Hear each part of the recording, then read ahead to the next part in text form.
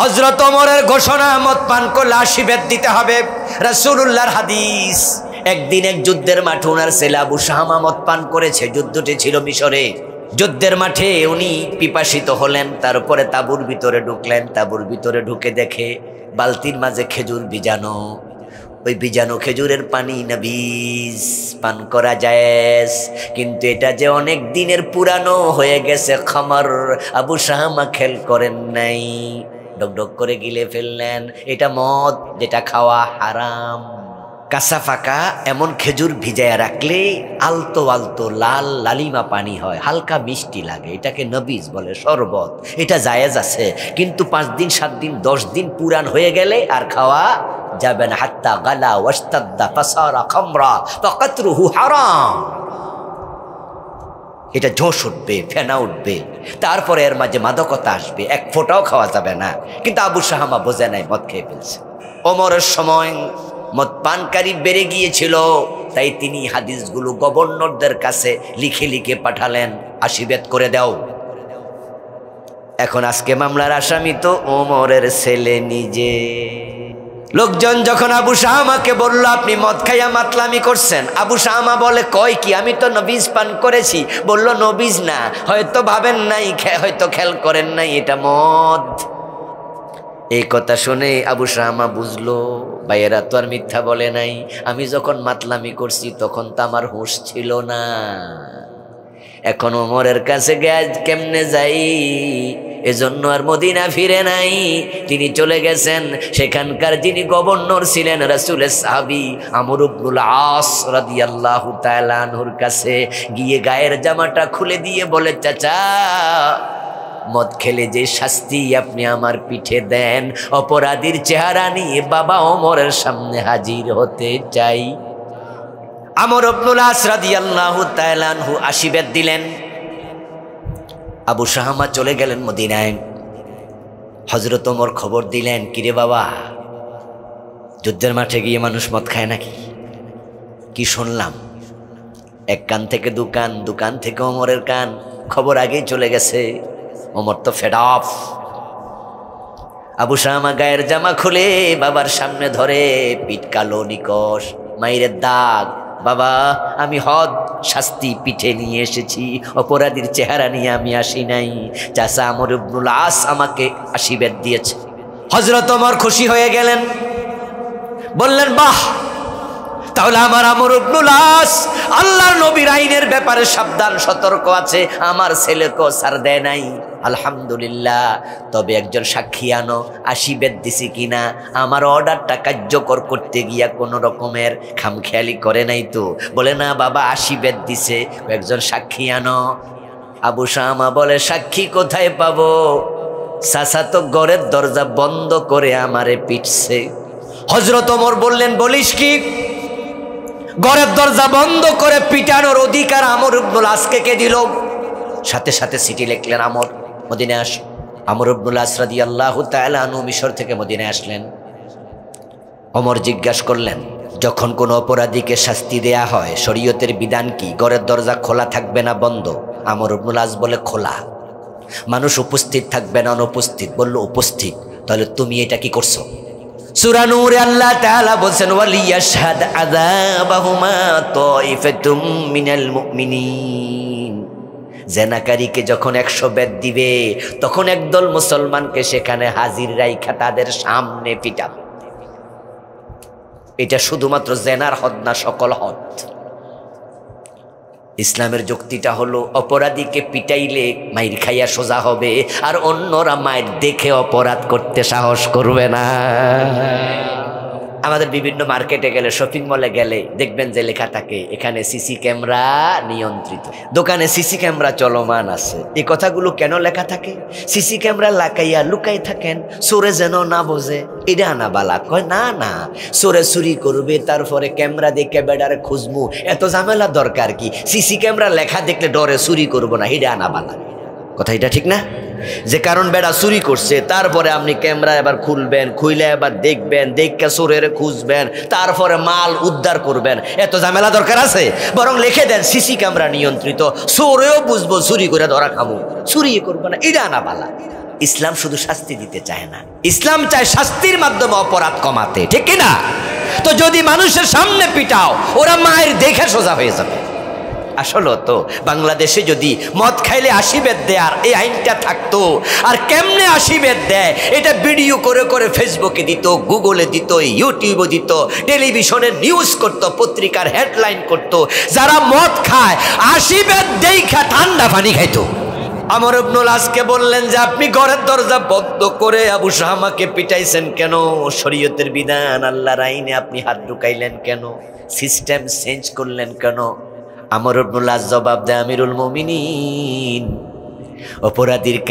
অপরাধীদেরকে আমি মানুষের সামনে শাস্তি দেই, কিন্তু আপনার ছেলে আবু শাহমাকে যখন বেত্রাঘাত করব, আপনার চেহারা আমার সামনে বেশে উঠেছে, ওমরের ছেলেরে মানুষের সামনে পিটাবো, এতে ওমরের আত্মসম্মানে লাগতে পারে, আপনার পার্সোনালিটিতে লাগতে পারে।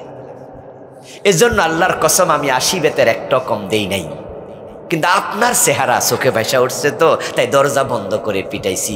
ওমর বলে আপনার বিচার বাতিল, অপরাধীর পিতৃ পরিচয় থাকে না, অপরাধী সবাই সমান, ওমরের ছেলে আর মজুরের ছেলে সমান, আপনি অন্যায় করেছেন, বিচার চেঞ্জ, আবার 80 বেত দিতে হবে। আবু শাহমাকে আবার 80 বেত দেয়া হবে। মা আনা আলাইহি ওয়াসহাবি, জান্নাতি দল তো সেটা যেটা আমি নবী এবং সাহাবারা যে ওহির উপরে তার উপরে থাকবে। হযরত ওমর ওহির মাঝে পরিবর্তন সহ্য করে আবার 80 বেত। আবু বকর বলছে রশি দেবে না, যুদ্ধ হবে, ওহির বাহিরে যাওয়া যাবে না। আবু শাহমা বেত্রাঘাত সহ্য করতে পারেননি। কোন কোন ঐতিহাসিক বলেন 15 দিন পরে তিনি মরে গেলেন, কেউ বলছে 2 মাস, কেউ 6 মাসের কথাও বলেছেন। আবু শাহমা যখন দারুণ অসুস্থ, হযরত ওমর ছেলেকে দেখতে গেলেন, কাছে গিয়ে বলেন, ইয়া বুনাইয়া কাইফা আনতা, ও কলিজার টুকরা ছেলে কেমন আছো, কেমন ফিল করছো, কেমন বোধ করছো? কপালে হাত দিলেন, পাশে বসলেন। আবু শাহমা জবাব দিয়া, আবাতি তাকতুলুনি, ও আমার প্রিয় বাবা, আপনি তো আমারে বাইরে মেরে লাইছেন, এই যে আমি ডাবল ফিটা খাইছি সেটা তো আর সহ্য করতে পারিনি, অসুস্থ, আপনার বেত্রাঘাতের কারণে তো আমি মরে যাচ্ছি। ওমর তখন বলেন, ইজা লাকাইতাল্লাহ ফাকবিরহু ফা ইন্না ওমরা কামানিল হাদ্দা, যদি তুমি অসুস্থতায় মরে যাও ও আবু শাহমা, আল্লাহর সাথে সাক্ষাৎ হলে আল্লাহকে বলিও ইসলামের বিধানের ব্যাপারে আমার বাবা ওমর ছেলেকেও ছাড় দেয়। এভাবে রাসূল এবং সাহাবারা ইসলাম মানতেন, আর আমরা ইসলাম মানতেছি সুবিধা মতো। নবীজি মুহাম্মদ সাল্লাল্লাহু আলাইহি সাল্লাম যখন 10 বছর মদিনা চালাইলেন, মন মতো না কোরআন মতো? এই বাংলাদেশ 54 বছরে কোরআন দিয়ে আমরা কয়দিন চালাইছি? একদিনও না। আজকে দিন এখানে পরাজিত, রাসূলুল্লাহর জীবনের লক্ষ্য দিনের বিজয়। মক্কায় 13টি বছর চেষ্টা করলেন, পারলেন না। তারপরে হিজরত করে মদিনায় রওনা দিলেন। পথিমধ্যে মনে মনে ভাবেন, মদিনায় গিয়া যদি দিনের বিজয় করতে না পারি, হিজরত করে লাভটা কি?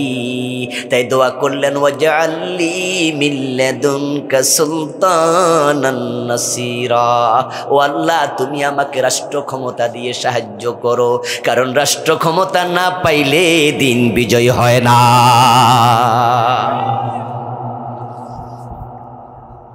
আপনারা যারা বুঝদার লোক আছেন তারা একটু জবাব দিয়েন তো, যারা বোঝেন সবাই জবাব দেন।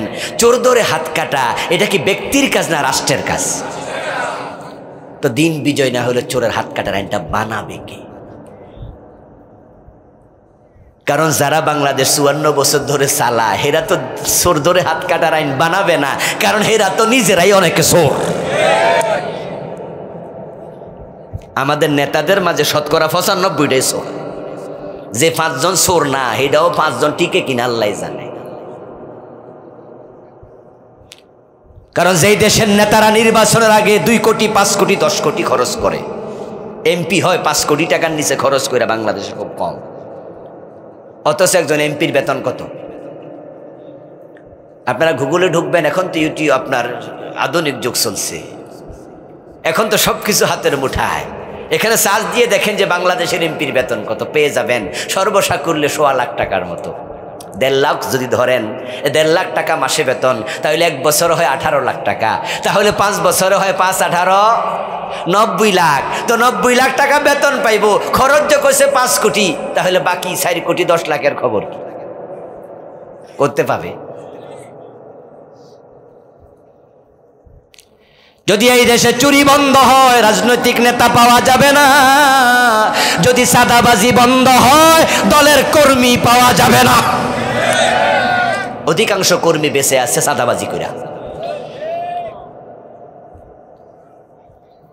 ঢাকা শহরে গেলে ফুটপাতেও সাদা খায়, টেম্পু স্ট্যান্ড একজন খায়, বাস স্ট্যান্ড আরেকজনে খায়, নৌকা স্ট্যান্ড আরেকজনে খায়, বাজার কাঁচা বাজার একজনে খায়, সব জায়গায় সাদা খাচ্ছে। এ সাদা দিয়ে কর্মীরা বেঁচে আছে, দুর্নীতি কইরা নেতারা বেঁচে আছে। ইসলাম যদি আসে, দুইটা একসাথে বন্ধ হয়ে যাবে। এই জন্য দিন বিজয়ের কথা শুনলো রাতকে ওঠে। ঘুমের মাঝে মাঝে মাঝে মানুষ সেরবা খাইয়া ওঠে না? দিন বিজয়ের কথা শুনে সেরবা খাইয়া। তাই হুজুরদেরকে কয় মৌলবাদী।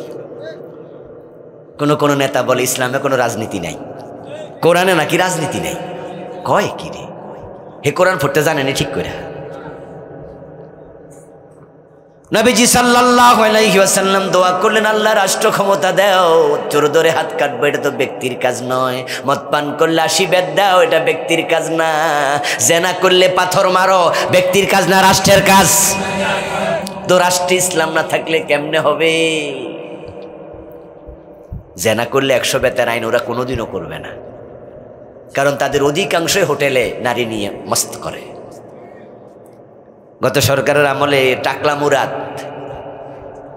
ওর অডিও ফাঁস হয়েছিল যে সে সিনেমার নায়িকাকে বলতেছে হোটেল সোনার গায়ে চলে আসো, আসতে না চাইলে পুলিশ পাঠাবো, র্যাব পাঠাবো, সেনাবাহিনী পাঠাবো, ধরে নিয়ে আসবো। ও দোস্ত, যারা তোমরা নিজেরাই মেয়েদেরকে নিয়ে ফুর্তি করো, তোমরা চোর ধরে হাত কাটার আইনও করবা না, জেনা করলে বেত লাগানোর আইনও করবা না। আমরা ইসলামের পক্ষের লোকেরা ক্ষমতায় গেলে দেশকে জেনা মুক্ত করে ছাড়বো ইনশাআল্লাহ, চুরি মুক্ত করে ছাড়বো। আল্লাহর নবী সাল্লাল্লাহু আলাইহি ওয়াসাল্লাম চলে গেলেন মদিনায়। আউস খাজরাজ, বনু নজির, বনু কুরাইজা, বনু কাইনুকা, মদিনার সবাই মিলে রাসূলকে প্রেসিডেন্ট বানাইয়া দিলেন। আলহামদুলিল্লাহ, ইসলামী রাষ্ট্র হয়ে গেল। এখন আর চুরি নাই, ডাকাতি নাই, সুদ নাই, ঘোষ নাই, এখন আর বেপর্দা বেহায়া পড়া নাই। এত সুন্দরভাবে এমন পরিবর্তন আসলো, জাহেলিয়াত দূর হলো। আমার নবী ঘোষণা দেন, খায়রুল কুরুনি করনি। এখন আর আইয়ামে জাহেলিয়া নাই, আমার যোগ দুনিয়ার সর্বশ্রেষ্ঠ যোগ। অশান্তি তিরোহিত হলো, শান্তি এমন ভাবে প্রতিষ্ঠিত হলো, হযরত ওমর হয়ে গেলেন প্রেসিডেন্ট। রাতের বেলায় মানুষ ঘুমায়, ওমর ঘুমায় না, ঘোড়া নিয়ে বেরিয়ে যান। কে না খেয়ে আছে? ওই যে মহিলা না খেয়ে আছে, তার বাচ্চারা। চুলার উপরে পাতিল বসানো, পাতিলে কোনো খাবার নাই, শুধু পানি জাল দেয়। ওমর শুনে আটার বস্তা কাঁধে নিয়ে তাদের বাড়িতে পৌঁছিয়ে দিয়েছে। এটার নামই হলো ইসলাম। ইসলাম সে তো পরশমানিক, তারে কে পেয়েছে খুঁজি, পরশে তাহার সোনা হলো যারা, তাদেরই মোরা বুঝি। ইসলামের ইতিহাস শুনে শুনে মনে হয় যেন কোনো কাহিনী বলছি, বুঝি না, এটাই বাস্তব। অর্ধ দুনিয়া হযরত ওমর শাসন করেছেন, একা একা গাছতলে ঘুমাইয়া থাকতেন, কোনো বডিগার্ডের প্রয়োজন ছিল না। শান্তি কাকে বলে? ইসলাম এসেছে, দারিদ্রতা চলে গেছে। হযরত ওমরের যুগে যাকাত বিভাগের কর্মচারী যাকাতের টাকা কাঁধে নিয়ে ঘুরতো, যাকাত খাওয়ার মতো লোক ছিল না। যে দিন বিজয়ের কথা তখন বললাম, কোরআনের আইনের কথা বললাম, কোরআন কি কোনো দলের? কোরআন কোনো গোষ্ঠীর? যদি আপনি মনে করেন যে হ্যাঁ, কোরআন বিজয়ের কথা বললে হুজুর অমুক দলের লোক, তাহলে ওই দল আপনিও করেন, না হয় জান্নাত পাওয়া যাবে না। দিনের বিজয় হচ্ছে মুমিনের জীবনের লক্ষ্য। ওই লক্ষ্যে আপনাকে কাজ করতে হবে, আমাকে কাজ করতে হবে। ক্ষমতায় যারাই আসুক আমাদের আপত্তি থাকবে না, যারা 54 বছর দেশ চালিয়েছে তাদের মাঝে কেউ আসুক, আমাদের আপত্তি থাকবে না, কিন্তু এক জায়গায় শক্ত আপত্তি, ক্ষমতা আসলে আল্লাহর কোরআন দিয়ে দেশ চালাতে হবে।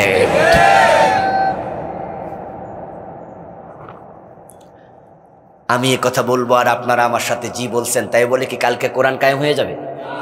এত সোজা? কোরআন কায়েম হোক না হোক ওটা ইম্পর্টেন্ট নয়, ইম্পর্টেন্ট হলো আপনার জীবনের লক্ষ্য কোরআন কায়েম আছে কি না। অনেকে বলবেন মনে মনে যে হুজুর কোরআন কায়েম হোক আমরাও তো চাই, কিন্তু হবে না তো হুজুর, এই জন্য এবার না আরেকবার আপনারা আর একটু আগান, তখন আপনাদের সাথে আমরাও আছি। আমরা আগালাম, কোরআন কায়েম যে হবে তোমরাও ঠেকাতে পারবে না। নবী ঈসা আসতেছে, রাসূলের ভবিষ্যৎবাণী, ঈসা যখন আসমান থেকে নামবে পৃথিবীর প্রতিটি ইঞ্চি জায়গায় আল্লাহর দ্বীন কায়েম হবে। قال النبي صلى الله عليه وسلم من أحب سنتي فقد أحبني ومن أحبني كان معي في الجنة। নবীজি বলেন, যে ব্যক্তি আমার সুন্নাহ অনুসরণ করবে আমাকে সে ভালোবাসে, তার প্রমাণ হবে। আর যে আমার সুন্নাহকে মেনে আমার ভালোবাসার প্রমাণ দেবে, কানা মাই ফিল জান্নাহ, সে জান্নাতে আমার সাথে ঢুকবে। একজন মুমিনের জীবনের লক্ষ্যই হলো জান্নাত। এজন্য আমাদের ঘুম থেকে উঠে আবার ঘুমাতে যাওয়া পর্যন্ত প্রতিটা কাজেই আমরা লাভ খুঁজি। আমরা ভাবি এ কাজ করলে সওয়াব হবে, সওয়াবের নিয়তে আমরা সব কাজ করি। আমরা যখন আল্লাহর জান্নাত মুখী হই, এই জান্নাত পাওয়ার জন্য আমাদের এমন তীব্র আকাঙ্ক্ষা, এই জান্নাত পাওয়ার মানুষে প্রয়োজনে জীবন দিতে রাজি হয়ে যায়। শুধু জান্নাতের জন্য হিজরত করেছেন, বাড়ি ঘর বউ বাচ্চা সব ছেড়ে চলে গেছে সাহাবারা, যুদ্ধের মাঠে চলে গেছে।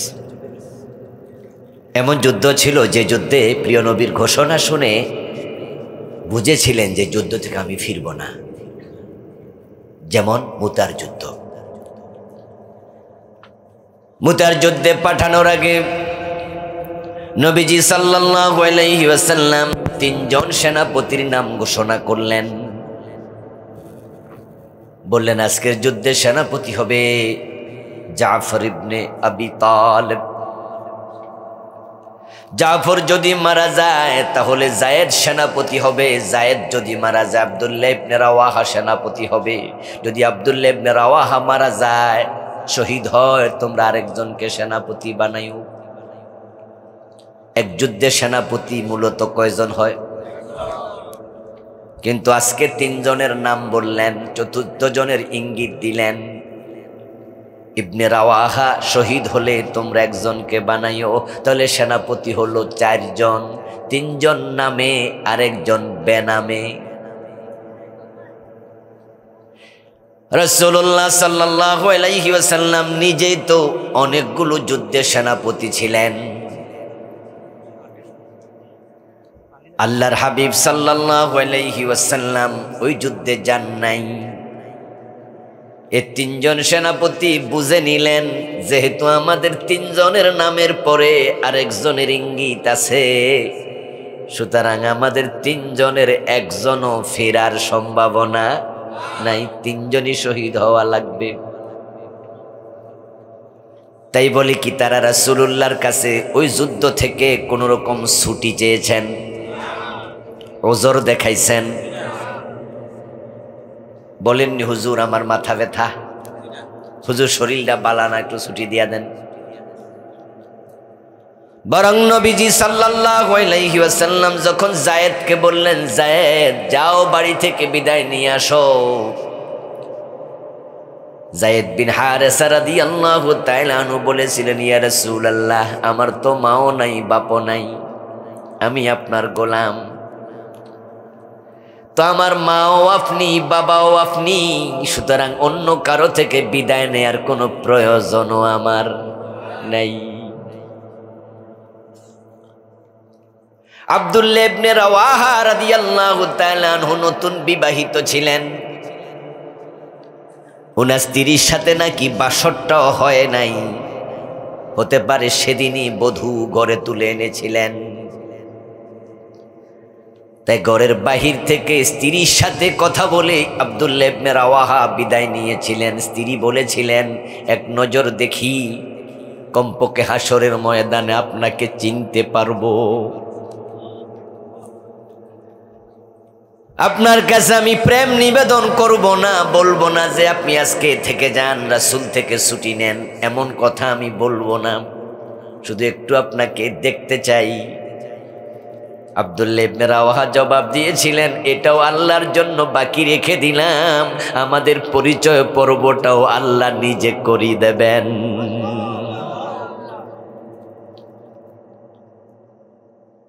অন্য এক যুদ্ধে রাসূলুল্লাহ সাল্লাল্লাহু আলাইহি ওয়াসাল্লাম শাহাদাতের ব্যাপারে, জিহাদের ব্যাপারে উৎসাহিত করছিলেন, উৎসাহ দিচ্ছিলেন। যুদ্ধের ফাঁকে রাসূলুল্লাহর আলোচনা চলাকালে একজন সাহাবী মুজাহিদ প্রশ্ন করলেন, হে আল্লাহর নবী, শহীদ হলে লাভটা কি? রাসূল বলেন, শহীদ হলে লাভ হলো ডাইরেক্ট জান্নাত পাইবা। তখন ওই সাহাবী খেজুর খাচ্ছিলেন, হাতের খেজুরগুলো আর খান নাই। তিনি বলেছিলেন, যদি ডাইরেক্ট জান্নাত পাওয়া যায় শাহাদাত বরণ করলে, খেজুর খেয়ে সময় নষ্ট করতে চাই না।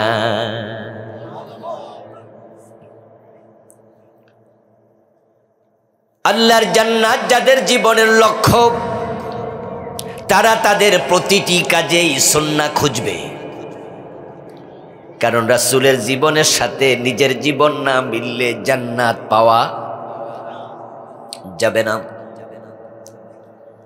যদিও আজকে রাসূলের উম্মতের মাঝে পরিচয় দানকারী উম্মতের অভাব নাই, তবে সুন্নাহর আলোকে জীবন চালায় এমন উম্মতের বড়ই অভাব।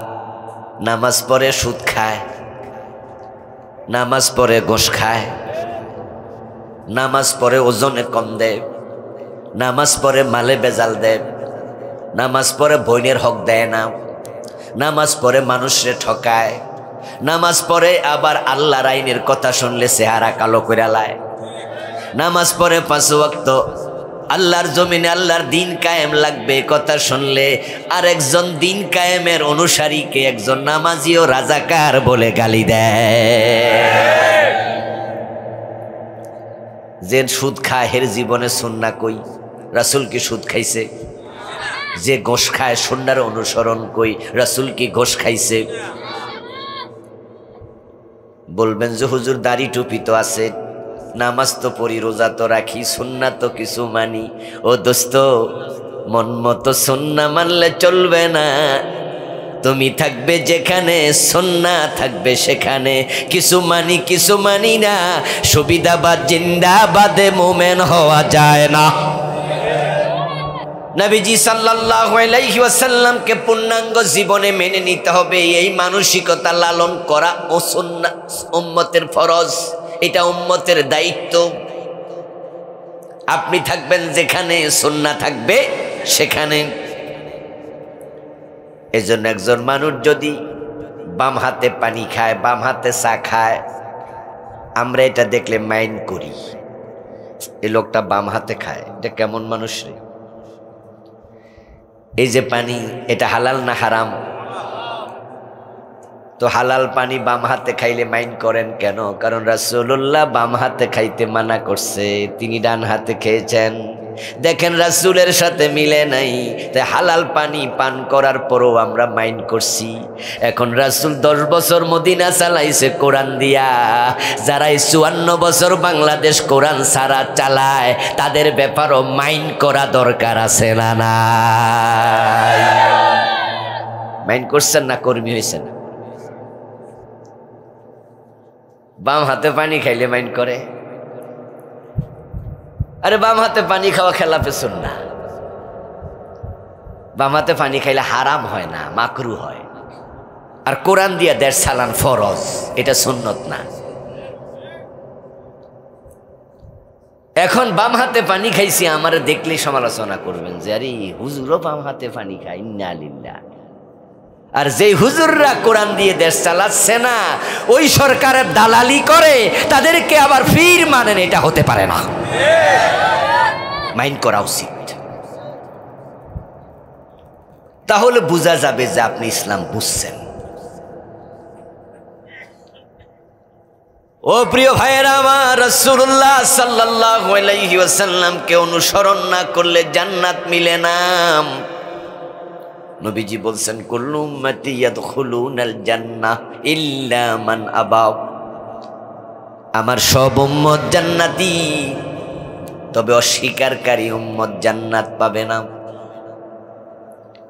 কিলা মান ইয়া রাসূলুল্লাহ, প্রশ্ন করা হলো হে আল্লাহর নবী, অস্বীকারী উম্মত সে আবার কে? রাসূল জবাব দেন মান আতাআনি দাখালাল জান্নাতা ওয়া মান আসানি ফাকাদ আবা, যে আমি নবীকে অনুসরণ করে সে জান্নাতি, যে আমাকে অনুসরণ করে না সে অস্বীকারী, তার কপালে জান্নাত নাই। রাসূলুল্লাহ সাল্লাল্লাহু আলাইহি ওয়াসাল্লাম পৃথিবীতে কেন এসেছেন এটা আপনি জানবেন মানার নিয়তে। কারণ রাসূল যদি আপনার আদর্শ হয়, উনি যা বলেছেন আপনি তা বলবেন, উনি যা করেছেন আপনি তাই করবেন। উনার জীবনের লক্ষ্য যেটা ছিল আপনিও নিজের জীবনের লক্ষ্য সেটাকেই বানাবেন। এই লক্ষ্যচ্যুতির কারণে বাংলাদেশে ইসলাম পাওয়া যায় না, শুধু একটা সমস্যার কারণে, সেটা হলো রাসূলুল্লাহর জীবনের লক্ষ্যের সাথে উম্মত অনেকে জীবনের লক্ষ্য মিলায় নাই। তারা মসজিদে নামাজ পড়তে রাজি হয়, রমাদানে রোজাও রাখে, হজও করে। হাসানুল হক, রাশেদ খান মেনন, ওরা কি আলহাজ না? জানেননি আপনারা? 4-5 বছর আগে রাষ্ট্রীয় টাকায় দুজনই একসাথে হজ করছে।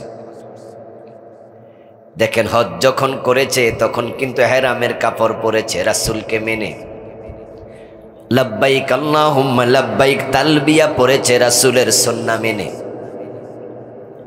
তারা যখন কাবা গেছে তখন 7 চক্কর দিছে রাসূলের সুন্নাহ মেনে। যখন আরাফার মাঠে গেছে তখন সন্ধ্যা পর্যন্ত ছিল রাসূলের সুন্নাহ মেনে। যখন মিনায় গেছে, মুজদালিফায় গেছে, রাসূলের সুন্নাহ মানছে। হজের মাঝে রাসূলের সুন্নাহ মানে। মসজিদে যখন আমরা ঢুকি, রাশেদ খান মেননও মসজিদে জুমা পড়তে যায়, তখন বাম পা দিয়ে ঢুকে ডান পা দিয়ে বের হয়, আল্লাহু আকবার বলে নামাজ শুরু করে, সালাম ফিরিয়ে শেষ করে। নামাজেও সুন্নাহ মানে। কিন্তু আমার নবীর জীবনের মূল লক্ষ্য যেটা, তাদের জীবনের লক্ষ্য সেটা না। তাই যখন সংসদে নেতা হইয়া ঢোকে তখন দিন কায়েমের কথা মাথায় রাখে না।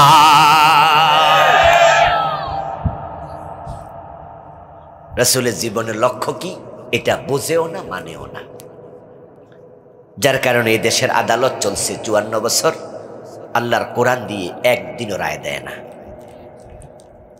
এদেশের Ganabhaban, Bangabhaban, supreme court, high court, জজ কোর্ট, সচিবালয়, মন্ত্রণালয়, কোন জায়গায় এই আল্লাহর কোরআন দিয়ে কেউ চলে না। এটা যে চলা উচিত এটা বুঝেও না। শুধুমাত্র বিচ্যুতিটা এক জায়গায়, রাসূলের জীবনের লক্ষ্য বোঝে। আপনাদের কাছে আমি জানবো, যারা উত্তর জানেন দয়া করে উত্তর দিয়েন। কাজের পরিকল্পনা আগে না শুরু করা হয় আগে? ইয়েস, যে কোনো কাজের প্ল্যান হবে আগে, কাজ শুরু হবে পরে। আপনি যখন কোথাও রওনা দেন, যাওয়ার লক্ষ্য আগে নির্ধারণ করেন না আগে রওনা দিয়ে দেন? আপনি বোঝেন যে আমি কই যাব, এর আলোকে আবার রওনা দেয়া। যদি মনে করেন যে আমি দুবাই যাব, আমি উমরা হজে যাব, তাহলে আপনি ভাববেন যে এখন পাসপোর্ট ভিসা ছাড়া, তাহলে প্রস্তুতিটা হবে এরকম। আপনি যখন ভাবেন যে না আমি ঢাকা শহরে যাব, তাহলে পাসপোর্টের চিন্তা মাথায় নাই। এখন হলো আমার পকেটে মানি ব্যাগটা লাগবে, কমপক্ষে আসা যাওয়ার জন্য, খরচাপাতির জন্য 1000-1500 কম বেশি টাকা লাগবে। আপনি ভাবলেন যে না আপনি রাস্তায় যাবেন একটু বাতাস খাইতে, তাহলে কি মানি ব্যাগ লাগবে? কোথায় যাচ্ছেন এর আলোকে প্রস্তুতি। এখন রাসূল দুনিয়া কেন আসছে, লক্ষ্য কি, এটা যেহেতু জানে না, সেজন্য কোনো প্রস্তুতিও। আল্লাহর নবী সাল্লাল্লাহু আলাইহি ওয়াসাল্লামের জীবনের লক্ষ্য উম্মাহ জানে না, শিখে না অনেকেই। অথচ কোরআন মাজিদে রাসূলুল্লাহ সাল্লাল্লাহু আলাইহি সাল্লামের জীবনের লক্ষ্য আল্লাহ 3টি সূরাতে বলেছেন, 3টি আয়াতে। সূরাতুস সফ আয়াত নাম্বার 9, সূরাতুল ফাত আয়াত নাম্বার 28, সূরাতুত তাওবা আয়াত নাম্বার 33। 3টি সূরাতে একই কথা আল্লাহ 3বার বলেছেন। হুয়াল্লাযী আরসালা রাসূলাহু বিল হুদা ওয়া দীনিল হক। তিনি আল্লাহ যিনি রাসূলকে পাঠিয়েছেন এ কোরআন দিয়ে, হুদা মানে কোরআন। হাযা হুদা, হুদাল লিল মুত্তাকিন, হুদাল লিন নাস, ফামান তাবিআ হুদায়া ফালা খাউফুন আলাইহিম ওয়ালা হুম ইয়াহজানুন, ফামান ইত্তাবা হুদায়া ফালা ইয়াদিল্লু ওয়ালা ইয়াশকা। কত আয়াতে আল্লাহ কোরআনকে বারবার বলছেন হুদা। হুদা মানে হেদায়াতকারী, পথ প্রদর্শনকারী। যদি জান্নাতের পথ পেতে চান কোরআনের কাছে আপনাকে যেতেই হবে। আল্লাহ বলেন আমি আমার কোরআন দিয়া রাসূল পাঠাইছি, ওয়া দীনিল হক, এবং আমি রাসূলকে দিয়েছি সত্য দিন। সত্য দিনের নাম হলো ইসলাম। আল ইসলামু হাক্কুন ওয়াল কুফরু। আমি রাসূলকে সত্য দিন দিয়েছি, ইন্নাদ-দীনা ইনদাল্লাহিল ইসলাম, ইসলাম দিলাম। তাহলে রাসূল কোরআন নিয়ে আসলেন, ইসলাম নিয়ে আসলেন। এখন কেন পাঠালাম শোনো, লিউযহিরাহু আলাদ-দীনি কুল্লিহি। উদ্দেশ্য হলো সমাজে যত বিধান আছে, আইন আছে, মতবাদ আছে, আদিয়ানে বাতেল আছে, সবগুলোর উপরে আমার নবী ইসলাম বিজয়ী করে দেবেন। এ কোরআন পইরা তাকে রেখে দেওয়ার জন্য আমি কোরআন নাজিল করি নাই। আমি রাসূলকে ইসলাম দিয়েছি, কোরআন দিয়েছি, উদ্দেশ্য তিনি এ কোরআনের ইসলামের বিজয় করবেন। রাসূলের জীবনের উদ্দেশ্য দিনের বিজয়। প্রিয় নবী বলছেন আল ইসলামু ইয়ালু ওয়া লা ইউলা। ইসলাম বিজয়ী হতে এসেছে, পরাজিত হতে নয়। আপনাদের কাছে আমার প্রশ্ন, বাংলাদেশে 54 বছর চলছে স্বাধীনতার পরে, ইসলাম এখানে বিজয়ী না পরাজিত? অথচ মুসলমানের সংখ্যা শতকরা 92। এই 54টি বছর একজন হিন্দু প্রেসিডেন্ট হয় নাই, একজন বৌদ্ধ প্রধানমন্ত্রী হয় নাই, বরং 54টা বছরে মুসলমানরাই প্রেসিডেন্ট, মুসলমানরাই প্রধানমন্ত্রী। সংসদে 300 জন এমপি নির্বাচিত, তার মাঝে বলা চলে 280 জনের বেশি হলো মুসলিম। তাহলে 54 বছর দেশটা তো মুসলমানের হাতে, এখানে ইসলাম পরাজিত থাকবো কেন? উত্তর শুধু একটা, রাসূলের জীবনের লক্ষ্য দিনের বিজয়, সেটা আমরা জীবনের লক্ষ্য বানাতে পারি নাই। এখন রাসূল না রেলগাড়ির ইঞ্জিনের মতো সামনে থাকবে, উম্মত না পিছনে বগির মতো, ডাব্বার মতো অ্যাটাচড হবে। এখন যারা এই কাজের সাথে অ্যাটাচড হয় নাই, রাসূলের সাথে জান্নাতে যাওয়ার কোনো সুযোগ নাই। এই জন্য নবীজি বলছেন উম্মত দাবি করলে জান্নাত নয়, আমার উম্মত হবে 73 দল, জান্নাতি হবে মাত্র 1 দল। আমার সামনে আপনারা যারা আছেন সবার অন্তরে জান্নাতে যাওয়ার প্ল্যান আছে না? চিন্তা চেতনা আছে তো ইনশাআল্লাহ? হ্যাঁ, জান্নাতে যেতে চান, কিন্তু 73 দল 72 দল কিন্তু যাইতে পারবে না। তা আপনি যে চাইলেন, আপনি কি পারবেন? এই প্রশ্ন মাথায় রাখেন। সব উম্মতি জান্নাতে যেতে চায়, যারা শিয়া তারাও জান্নাতে যেতে চায়, যারা কাদিয়ানি তারাও জান্নাত চায়। জান্নাত যদি না চাইতো কাদিয়ানি মসজিদ বানায় 5 ওয়াক্ত নামাজ পড়তো না। কাদিয়ানিদের কি মসজিদ নাই? ওরা নামাজ কালাম পড়ে না? আরে জান্নাতে শুধু মুসলমান না, হিন্দুরা পর্যন্ত যাইতে চায়। আপনি যান না আপনাদের সোনাপুর বাজারে, যাওয়ার পর আপনি সোনাইমুড়ি মোড়েও দেখবেন, হতে পারে এমন দোকান আছে যে দোকানে হিন্দু ভদ্রলোক মরা বাবার ছবিটা দেয়ালের মাঝে টানাইয়া সুন্দর করে লিখে দিছে স্বর্গীয় দুলাল চন্দ্র ভৌমিক, স্বর্গীয় অমক, স্বর্গীয় তমক, এমন লেখা কি আপনাদের চোখে পড়েনি হিন্দুদের? স্বর্গীয় মানে কি? স্বর্গে যাবে না গেছে গা? হ্যাঁ, অলরেডি গেছে গা, আপনারা যাইবেন। বরং শখের দিক থেকে তারা আরো আমাদের সে আগাই আছে। আমাদের তো বাবা মরছে, মা মরছে, অনেকের দাদা দাদি নাই। আমরা কোনোদিন বলেছি যে স্বর্গীয় আব্দুল মজিদ, স্বর্গীয় আব্দুল হাকিম? আমার বাবা দাদার নামের আগে তো স্বর্গীয় বলিনি, কারণ আমি জানি না তারা স্বর্গে আদৌ গেলেন কিনা। আশা আছে। আর হিন্দু মিয়া অলরেডি ফাড়াই দিছে। স্বর্গ মানে কি? বেহেশত না? জিনিস কি একটা না দুইটা? একটাই। আরবিতে বলে জান্নাত, পার্সিতে বলে বেহেশত, ইংরেজিতে হেভেন, বাংলায় বলে বাগান। সংস্কৃতি শব্দ হলো স্বর্গ। জাহান্নাম আর নরক, এই যা যা জাহান্নামে যা, নরকে যা, জিনিস কি দুইটা? রাগ করে তো আমরা কই জাহান্নামে যা, যা তোর মতো লোক জাহান্নামে তো যাই। ইসলামের বিরুদ্ধে কথা বলস। হিন্দুরা বলে নরকে যা, কথা একটাই।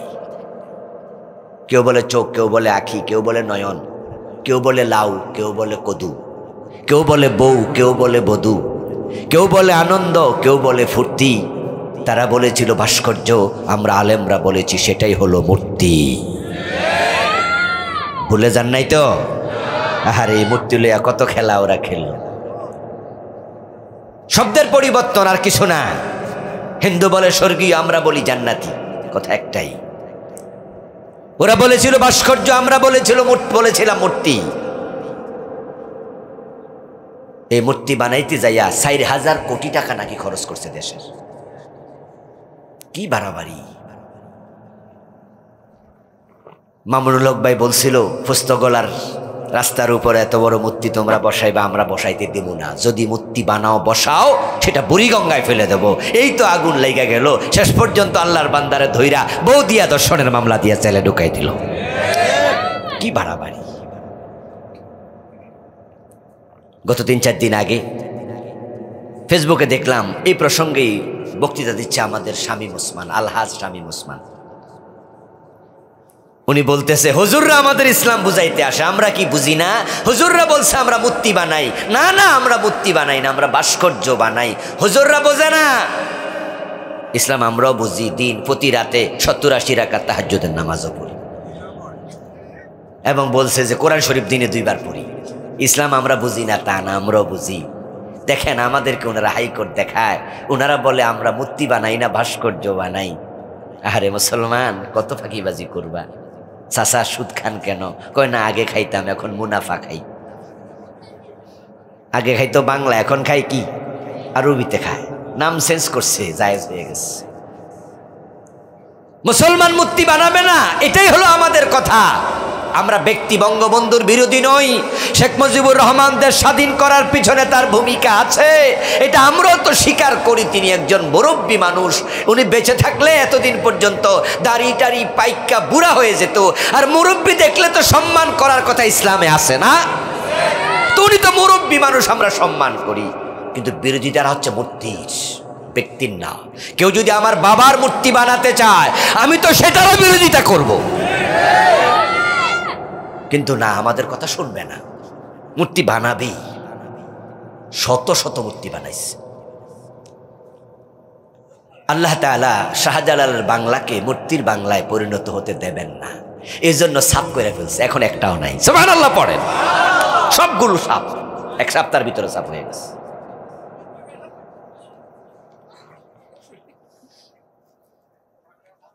এক সপ্তাহের ভিতরে সব শেষ। আসলে তো এই দেশের ইসলামটা প্রচার করছে এমন এক ব্যক্তি, শাহজালাল রহমতুল্লাহ আলাই, যিনি মূর্তির বিরুদ্ধে গোরগোবিন্দের সাথে তলোয়ার হাতে নিয়ে জিহাদ করেছেন। আরবের মানুষ এই ভারতবর্ষে আসছে আজ থেকে কত আগে, অর্ধ শতাব্দী আগে, না ভুল বলি, অর্ধ শতাব্দী 50 বছর, মানে হলো 800 বছর, 700, 800 বছর আগে আসছে, যখন ঠেলা গাড়িও আবিষ্কার হয় নাই, ডিঙ্গি নৌকা ছিল না। আমার বন্ধু এসেছেন এমন এক সময়, আরব সাগর ফাড়ি দিয়া ইঞ্জিনওয়ালা সেলু মেশিনের নৌকাও নাই। কত কষ্ট করে একবারে হয়তো নৌকার মাঝে ওই যে পালতোলা নৌকা দিয়া টুকটুক করে করে এসেছেন সাগর ফাড়ি দিয়া। তারপরে বাংলাদেশে যখন ঢুকলেন, হতে পারে ফালকিতে চড়ে, হতে পারে পায়ে হেঁটে, কত কষ্ট করে আসলেন। এবং এই দেশটার কৃষ্ণপুর, শুভপুর, লক্ষ্মীপুর, ব্রাহ্মণপাড়া, ব্রাহ্মণবাড়িয়া, এই যে হিন্দুদের নামে কত বসতি ছিল, এগুলাই প্রমাণ করে কত হিন্দু ছিল। আল্লাহ শুকরিয়া, এমনভাবে চেঞ্জ হয়েছে। এখন মুসলমান এত বেশি 92%। এর পিছনে শাহজালালের অবদান আছে না নাই? উনি মূর্তি বানাইছে না ভাঙছে? ইব্রাহিমের সন্তান আমরা, উনি মূর্তি বানাইছে না ভাঙছে? মক্কা বিজয়ের পর নবীজি সাল্লাল্লাহু আলাইহি সাল্লাম 360টা মূর্তি রাখছে না ভাঙছে? আর ওরা ক্ষমতা পাইয়া 15 বছর শুধু মূর্তি শুধু বানাইছে। শাহজালালের বাংলা মূর্তির বাংলা হবে, এটা তো হতে পারে না। এজন্য এবার যে ঘটনাটা ঘটে গেল, এটা তো সরাসরি আসমানের মালিক নিজে করাইছে, না হয়তো আমরা এতটা আশা করি নাই। চাইছিলাম এক ফেলেট বাদ, দিছে এক ডাব্বা, একবারে বিশাল বড় ডাব্বা ভর্তি করে। আমরা কইছি পদত্যাগ, আল্লাহ কয় পদত্যাগ না, দেশে থাকতে দেব না। এমন ভাবে পালাইছে, রান্না করা খাবার খেয়ে পালানোর সময় পায় নাই।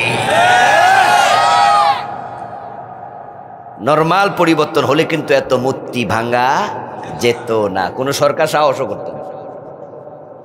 কিন্তু আল্লাহকে আমি এমনভাবে ঘটনা ঘটাবো, রশি লাগাইয়া গলার মাঝে, তারপরে শোয়াইয়া শোয়াইয়া মাটির মাঝে ফালাইছে।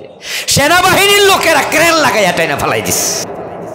রাসূলুল্লাহ সাল্লাল্লাহু আলাইহি ওয়াসাল্লাম পৃথিবীতে আসলেন দিনের বিজয়ের জন্য। এখন আপনি যদি আপনার জীবনের লক্ষ্য দিনের বিজয় বানাতে না পারেন, তাহলে আপনি তো রাসূলের সাথে মিলেন নাই। উম্মত দাবি কইরা লাভ নাই। উম্মত হবে 73 দল, জাহান্নামী হবে 72 দল। তাই জান্নাতে যেতে হলে যে এক দল জান্নাতি, সেই দলে ঢোকা দরকার আছে না নাই? দলে ঢোকেন, দলে, জান্নাতির দলে ঢোকেন, বিচ্ছিন্ন থাকেন না, সুবিধাবাদী হইেন না। অনেকে কয় আমি কোনো দল টল করি না, এমন ফিরও আছে, হুজুরও আছে, আছে না? আছে, কোনো দল করে না। তো মানুষ যখন কবরে যাবে, কবরে দেওয়ার সময় একটা দোয়া আসেনি? বিসমিল্লাহি আলা, বাংলা অর্থ কি? আল্লাহর নামে রাসূলের দলে, বিসমিল্লাহি আল্লাহর নামে, ও আলা মিল্লাতি রাসূলিল্লাহ, রাসূলুল্লাহর দলে। তা আপনি যে জীবনে কইছেন কোনো দল করেন না, তা আপনার জন্য কোন দোয়া? قال رسول الله صلى الله عليه وسلم تفترق أمتي على 73 ملة كلهم في النار إلا واحدة। নবীজি সাল্লাল্লাহু আলাইহি ওয়াসাল্লাম বলেন আমার উম্মত হবে 73 দল। কয় দল? তা আপনি যদি বলেন যে আমি কোনো দল করি না, তাহলে 73-এর ভিতরে না বাহিরে? আপনি তো উম্মতের ভিতরে নাই। আসলে এই কথাগুলো কারা বলে? যারা সবার থেকে সুবিধা নিতে চায়।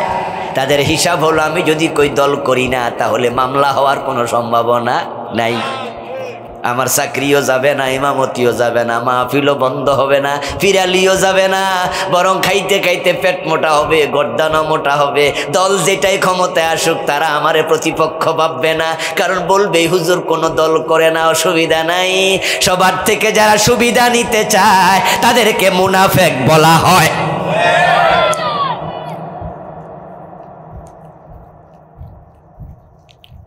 নবীজি সাল্লাল্লাহু আলাইহি ওয়াসাল্লাম যখন বললেন আমার উম্মতের মাত্র একদল জান্নাতি হবে, একজন সাহাবী দাঁড়ায় গেলেন। কিলা মানিয়া কিলা ইয়া রাসূলুল্লাহি ওয়া মা হি, ক্বালা মা আনা আলাইহি ওয়া আসহাবী। একজন দাঁড়িয়ে বললেন ইয়া রাসূলুল্লাহ, একদল জান্নাতি হবে, তাহলে সেই দল কোনটা আমি চিনতে চাই, কারণ আমি যদি জান্নাতে যেতে চাই সে দলে আমিও যোগ দেব। জান্নাতি দলে আপনাদেরও যোগ দেয়া দরকার আছে না নাই? ও রাসূল, সে দল কোনটা? নবীজি সাল্লাল্লাহু আলাইহি ওয়াসাল্লাম বললেন মা আনা আলাইহি ওয়াসহাবি, যার উপর আমি এবং আমার সাহাবারা প্রতিষ্ঠিত, তুমি যদি তার উপর প্রতিষ্ঠিত হও তুমিও জান্নাতি। এখন রাসূল কিসের উপর প্রতিষ্ঠিত? মান আলাইহি, যার উপর আমি, মানে কি, কোনটার উপর তিনি?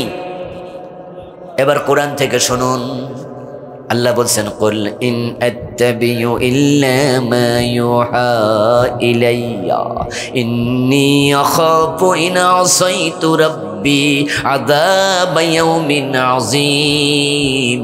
ও নবীজি, আপনি ঘোষণা দেন, মানুষকে জানায়া দেন যে ওহী আমার উপরে কাছে আসে, নাজিল হয় আমার উপরে, আমি ওই ওহীর উপরে আছি। আমি ওহীর বাহিরে চলি না, ওহীর বাহিরে বলি না। মা ইয়ানতিকু আনিল হাওয়া ইন হুয়া ইল্লা ওয়াহয়ুন ইউহা। আল্লাহ বলেন আমার রাসূল কোনো কথাই বানায়া বলে না, যা বলে সব আমার পাঠানো ওহী। এখন আমি ওহীর উপরে আছি, শুধু আমি একা না, আসহাবী, আমার সাহাবারা ওহীর উপরে আছে। কোরআনে যা আছে, হাদিসে যা আছে, তার বাহিরে আমিও চলি না, আমার সাহাবারাও চলে না। যেই হাদিস এই শব্দটা শুনে মনে করেন রাসূলের কথা, হ্যাঁ, তবে রাসূলের কথা হলেও হাদিসটাও ওহী। ওই কথাটা রাসূল মন গড়া বলেন নাই। ওহী দুই প্রকার, ওহী মাতলু, ওহী গায়রে মাতলু। মাতলু মানে কোরআন, ওহী গায়রে মাতলু মানে হাদিস। হাদিস ও ওহী। নবীজি সাল্লাল্লাহু আলাইহি সাল্লামকে কাফেররা যখন কোনো প্রশ্ন করত বিভিন্ন বিষয়ে, রাসূল জানতেন, সাথে সাথে বলতেন। যখন জানতেন না তখন কি গোজামিল দিতেন না ওহীর অপেক্ষা করতেন? হ্যাঁ, ওহীর বাইরে কিছু বলতেন না, এবং ওহীতে যা আছে সেটা স্ট্রিক্টলি মানতেন। ইসলামটা একটু বোঝেন ভাই, এই বুঝের অভাবে আমরা অধিকা ইসলাম মেনে জান্নাত খুঁজি। এজন্য দেখা যায় যে আমাদের ইসলাম জীবনের এক পাশে আছে আর এক পাশে নাই। অথচ ইসলাম মানার ক্ষেত্রে আল্লাহর অর্ডার হচ্ছে উদখুলু ফিস সিলমে কাফা, ইসলামে পুরা ঢোকো, অধিকা চলে না, অধিকা চলবে না।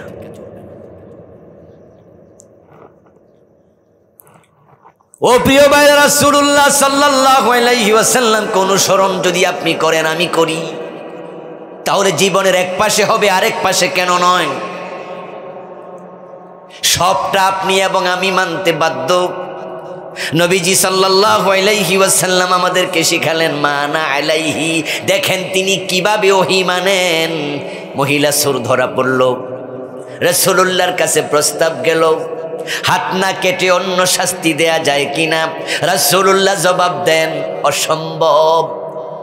ওই মহিলা নয়, আমার মেয়ে ফাতেমা চুরি করলে আমি ফাতেমার হাতটাও কাটবই। কি শব্দ, আমার ফাতেমা! অথচ আমরা জানি রাসূলের মেয়ে ফাতেমা ছিল ওনার কাছে সবচেয়ে প্রিয়। এত প্রিয় ছিল যে মায়েশা থেকে বর্ণিত হাদিস, নবীজি যখন মদিনা থেকে বের হতেন সবার পরে ফাতেমার সাথে সাক্ষাৎ করতেন, আবার যখন বাহির থেকে মদিনায় আসতেন সবার আগে ফাতেমার সাথে সাক্ষাৎ। মায়েশা থেকে বর্ণিত আরেকটি হাদিস, মায়েশা বলেন ফাতেমা রাদিয়াল্লাহু তাআলা আনহা চালচলনে, কথাবার্তায় সবটা উনি নবীর সাথে মিল ছিল, সিমিলার ছিল। ইভেন মা ফাতেমার কথা মায়েশা বলেন যে হাঁটার ভঙ্গিটাও ছিল রাসূলের সাথে মিল। কিন্তু চুরি করলে ফাতেমার হাতও ছাড়া হবে না, কাটা হবে। রাসূল বলতেছে ফাতেমা কো ছাড় দেব না।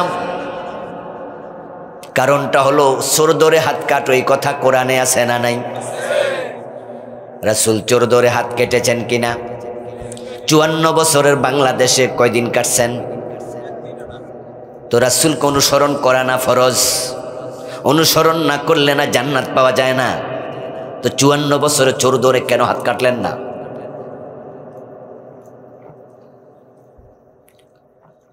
ও মুসলমান, তোমরা যখন সংবিধান বানাও 72-তে, দেশ স্বাধীন হলো 71-এ, সংবিধান লিখক কমিটির প্রধান ডক্টর কামাল হোসেন, উনারা মিলে যখন সংবিধানটা বানালো, তখন আল্লাহর কোরআনের আইন কি ঢুকানোর সুযোগ ছিল না? ছিল কিনা? দেশ স্বাধীন করলো বঙ্গবন্ধু, ঘোষণা দিল জিয়াউর রহমান, অধিকাংশ মুক্তিযোদ্ধা মুসলমান, বীরশ্রেষ্ঠ 7 জন, হিন্দু আছে কয়জন? মুসলমানের সন্তানরা জীবন দিয়ে দেশটা স্বাধীন করলো, কিন্তু সংবিধান বানানোর সময় মুসলমানের কোরআনের কোনো আইন ঢুকায় না। ঢুকাইছে ব্রিটিশ আইন, চোর ধরে জেলে দাও। আমি তো, ওরা তো ব্রিটিশ, ওরা তো উল্টা পাল্টা আইন বানাবেই, এবং এটা বড় খামখেয়ালি আইন। কোরআনের আইনগুলো এতটাই চমৎকার, এতটা আপগ্রেড, এতটা উন্নত, কল্পনা করতে পারবেন না। কি চমৎকার, কি সেই লজিক্যাল, কি সাইন্টিফিক। দেখেন, চোর ধরে জেলে দিল, ও বেটার পিছনে 6 মাস 1 বছর বিনিয়োগ করলো, লাভটা কি? চোর তো খারাপ মানুষ, যে খারাপ সেই তো চুরি করে।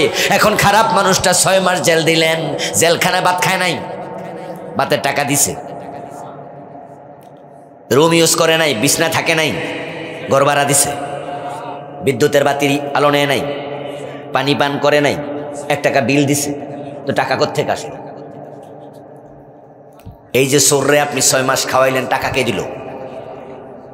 সরকার। সরকার কোত্থেকে দিল? আপনাদের, আমাদের। এই মোবাইলে যখন 100 টাকা আপনি ভরেন, সাথে সাথে 15 টাকা কেটে নিয়ে যায়। আমরা ইনকাম করলে ট্যাক্স দেই, খরচ করলে ভ্যাট দেই।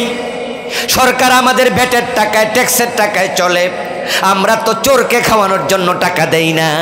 ওর পিছনে 6 মাসে কেন টাকা খরচ করবে? সে তো খারাপ মানুষ, মাগনা কেন খাওয়াবেন? এরপর আপনাদের কাছে আমি জিজ্ঞেস করি, আপনারা বলুন তো, 6 মাস পরে যখন বেটা বের হয় জেল থেকে, তখন কি আল্লাহর ওলি হয়ে বের হয় না ডাকাত হয়ে বের হয়? তো 6 মাসে কে লাভটা হয়েছে কি? যদি বন্ধু চোর ধরে জেলে না দিয়া হাত কাটার আইন করতেন, 1 টাকাও খরচ হতো না, বরং হাত কাটা চোর দেখে শত শত চোর এমনে চুরি ছেড়ে দিয়া তারের মতো সোজা হয়ে যেত।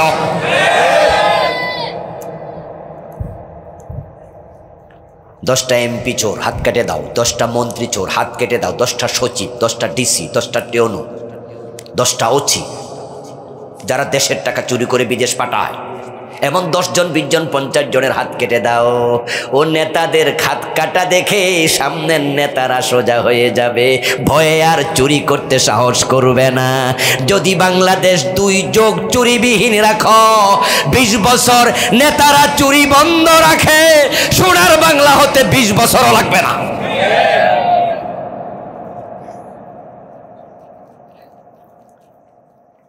সাবেক প্রধানমন্ত্রী বলেছেন, ওনার বাড়ির ফিয়ন কত কোটি টাকার মালিক। এ টাকা কি চাকরি করে কামাইছে? কোত্থেকে কামাইল? আপনাদের টাকা, আমাদের টাকা। ইসলাম কত সুন্দর। নবীজি বলেন, আমার মেয়ে ফাতেমা চুরি করলে আমি তার হাতটাও কেটে দেব। তিনি কোরআনের উপর প্রতিষ্ঠিত। 54 বছর আমরা কোরআনের বাহিরে চলে গেলাম। এরপর দেখুন, হযরত আবু বকর আসলেন ক্ষমতায়। উনি কিভাবে ওহী মানতেন, ওহীর উপর প্রতিষ্ঠিত ছিলেন। উনি ক্ষমতা আসার সাথে সাথে একদল লোক জাকাত দিত, স্বীকার করল। তারাও মুসলিম ছিল, বলল আমরা জাকাত দেব না। আবু বকর সিদ্দিক বললেন, ওহীর বাহিরে যাবে এ অধিকার তোমাদের নাই, তোমাদের সাথে যুদ্ধ হবে, যুদ্ধ। খালিদ বিন ওয়ালিদ রাদিয়াল্লাহু তাআলা আনহুকে বললেন, খালিদ তুমি তলোয়ারে শান দাও। হযরত ওমর এই খবর শুনে দৌড়ে আসলেন, এসে বলো, আমিরুল মুমিনিন খলিফাতুর রাসূলিল্লাহ, আপনি কাদের সাথে যুদ্ধ করবেন? ওরা যাকাত দেবে না বুঝছি, কিন্তু নামাজ তো পড়ে, টুপি তো আছে, দাড়ি তো আছে, ওরা তো হজও করে, কালেমা পড়ে সকাল সন্ধ্যায়, মুসলমানের সাথে কিসের যুদ্ধ? আবু বকর বলেন, ওমর লাউ কাতিলান্না মান ফাররাকা বাইনাস সালাতি ওয়াজ যাকাত, যারা নামাজ পড়তে রাজি হবে, জাকাত দিতে রাজি হবে না, নামাজ এবং জাকাতের মাঝে তাফরিকা বানাবে, আবু বকর যুদ্ধ করবে। কারণ আজকে বলবে জাকাত দেব না, কালকে কইব নামাজ পড়ব না, এ সুযোগ দেয়া হবে না। ওয়ালাউ মানাউনি কালান কানু ইয়াদুনাহু ইলা রাসূলিল্লাহি সাল্লাল্লাহু আলাইহি ওয়াসাল্লাম লাকাতালতুহুম আলা মানইহি। ওমর শুনুন, তারা যদি আমার যুদ্ধের ঘোষণা শুনে ভয় পেয়ে যায়, আমার কাছে তারা খবর পাঠায়, আবু বকর আমাদের সাথে যুদ্ধ করবেন না, আমরা যাকাত দেব, তবে জাকাতের ওঁট দেব, রশি দেব না, জাকাতের গরু দেব, রশি দেব না। রাসূলুল্লাহর যোগে ওঁটও দিত, টেনে আনার জন্য রশিও দিত। আমি আবু বকর রশির জন্য যুদ্ধ করব, হাদিসের বাহিরে এক চুল পরিমাণ আমি যাব না।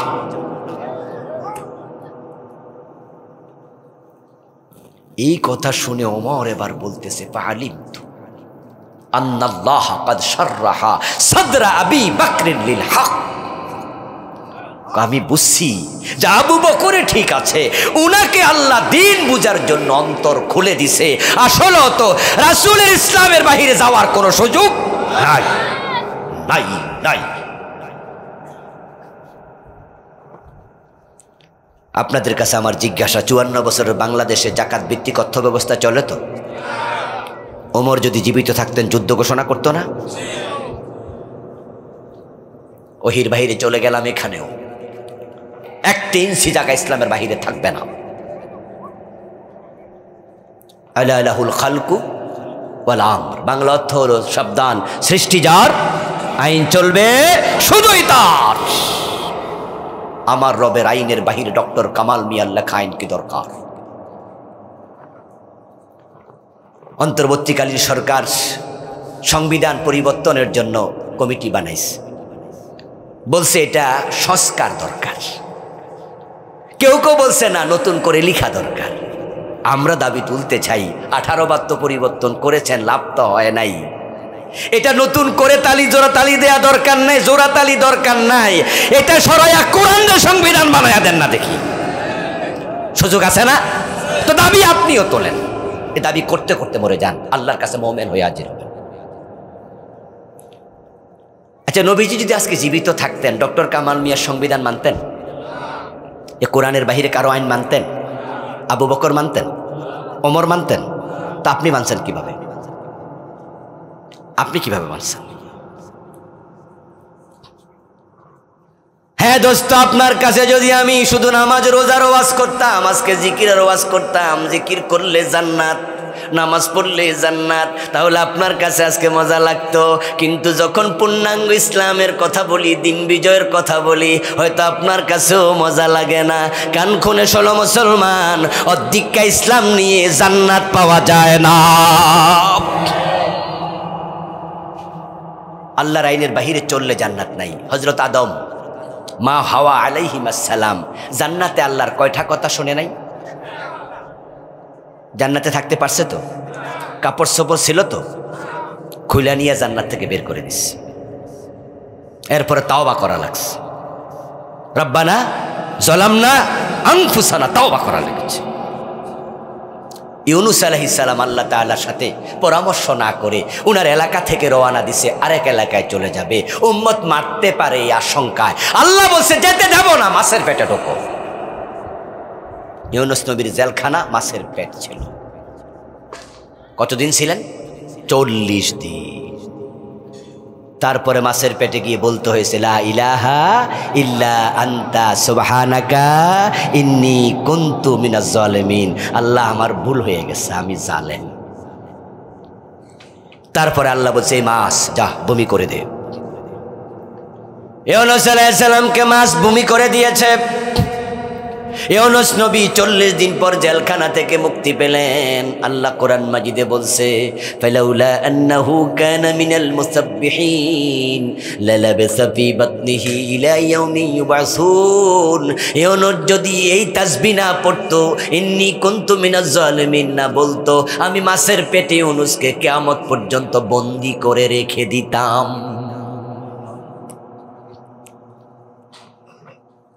আদম আলাইহিস সালাম একটা কথা মানলো না, জান্নাতে ঢুকতে পারলো না। আর আমরা আল্লাহর কোরআনের ডজন ডজন আয়াত বাদ দিছি, মানি না। আমরা জান্নাতের স্বপ্ন দেখি। জান্নাত পাওয়া কি এত সোজা? সুদে টাকা লাগাইয়া যে জান্নাত খোঁজে, আমি তো তার চরিত্র দেখে আশ্চর্য হই।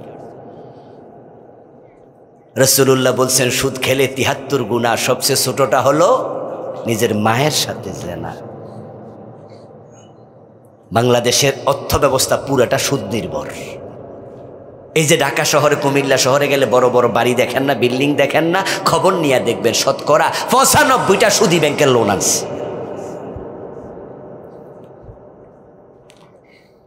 রাস্তায় যে গাড়িগুলা দেখেন না, সিএনজিওয়ালা ছোট ছোট গাড়ি, একটা ৮ লাখ ১০ লাখ টাকা দাম, খবর নিয়ে দেখবেন যে এগুলোও শতকরা ৮০টা ৯০টা শুনবেন যে বিভিন্ন এনজিও থেকে লোন আই না তারপরে সিএনজি গেছে। সুদ দেয়া হারাম, সুদ খাওয়া হারাম, সুদ লিখা হারাম, সুদের সাক্ষী থাকা হারাম। এত গুনাহ কইরা জান্নাতে কেমনে যাবেন দোস্ত? এজন্য আসুন না আমরা সমাজটাকে পাল্টাই, আমরা দেশটাকে পাল্টাই। ইনশাআল্লাহ আমরা যদি মাথা তুলে দাঁড়াতে পারি তাহলে অবশ্য সমাজ পরিবর্তন হতে বাধ্য হবে। আর যদি এর আগে আজরাইল এসে যায়, কমপক্ষে আল্লাহর সামনে গিয়ে বলতে পারবো, আল্লাহ তোমার নবীর জীবনের লক্ষ্য দিনের বিজয় ছিল, ওই দিনের বিজয়ের লক্ষ্যে আমিও একজন ছোট্ট কর্মী ছিলাম। হয়তো আল্লাহ জান্নাত দেবেন। সে লক্ষ্যে গিয়ে যায়, আল্লাহ তৌফিক দান করুন। সবাই বলি আমিন। হাজা মা ইনদি ওয়াল ইলমু ইনদাল্লাহ আলাইহি তাওয়াক্কালতু ওয়া ইলাইহি উনীব। আল্লাহ হাফিজ। আমরা সংক্ষেপে দোয়া করে বিদায় নিতে চাই। আলহামদুলিল্লাহ, মাওলানা সাহেবকে আমাদের আজকে মাহফিলের পক্ষ থেকে ধন্যবাদ জানাই। এই পর্যায়ে আমাদের সম্মানিত সভাপতি সাহেব সংক্ষিপ্তভাবে